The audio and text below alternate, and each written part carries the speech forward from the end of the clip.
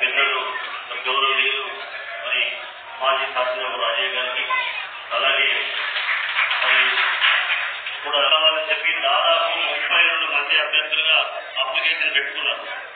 32 మంది అభ్యర్థులు ఉద్యమకారులు కావచ్చు, పార్టీ మాన్యాలు కావచ్చు, అనేక రకాల మంది మాకు అభ్యర్థులు ఈ విలేకరుల కోర్సుల్లో కూడా అప్లికేషన్ ఇవ్వడం జరిగింది.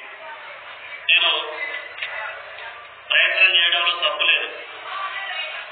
మరి పార్టీలోకి వెళ్ళి బొమ్మల లేక పొగబెట్టి ఆరు రమేష్ గారిని బయటకు పంపించారు.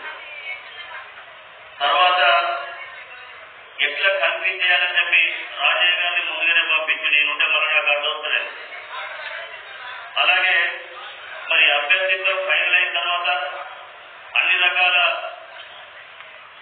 మంచిగా మాట్లాడి కడియం కావ్యను అభ్యర్థితం చేస్తే మనం కూడా ఇక్కడ మన మీటింగ్ పెట్టుకున్నాం. చాలా మంది బాధలో ఉన్న వాళ్ళందరినీ నచ్చలేపినాం.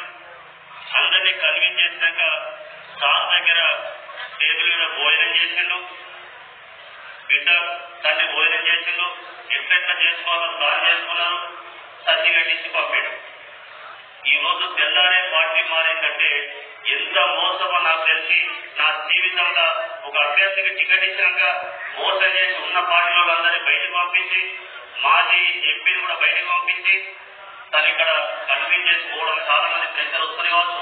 కానీ పార్టీగా లాయర్ ఉన్న రోజు ఇవ్వాలి కాకపోతే రేపైనా మీకు మంచి అవకాశం వస్తుందని విషయం తెలుసుకోవాలన్నా. ఒక్కొక్కసారి అన్ఫార్చునేట్ గా మనం అనుకోం మన ఇంటికే అదృష్టం వస్తుంది, మన ఇంటికే నీకు టికెట్ ఇస్తాను తీసుకపోని చేస్తుంది. పశ్చిమదయాన్ని ఏం చేసిందండి? ఇలా వరంగల్ కు 10 సంవత్సరాలు మనం ఎంపీ చేస్తే ఆయన కాంట్రిబ్యూషన్ ఏముందో చెప్పండి. ఆయన మరి తెలుగు తల్లి విగ్రహం చేసిందని పార్టీకి ఏదో తయారు ఉండడానికి నమ్మి చేస్తే ఆయన కూడా పార్టీ మోసం చేస్తే పార్టీ